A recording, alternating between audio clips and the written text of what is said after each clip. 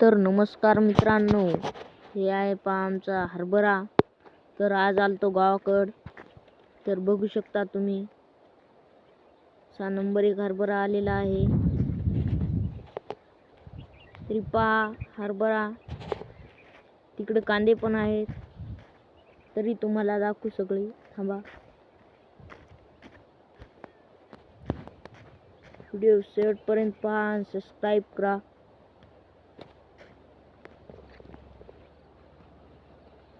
तर पाहू शकता आपला कांदा, लसूण सगळं आहे आपल्या शेतामध्ये. मिरच्या चेक, कांदा लावला होता, गहू लावला होता.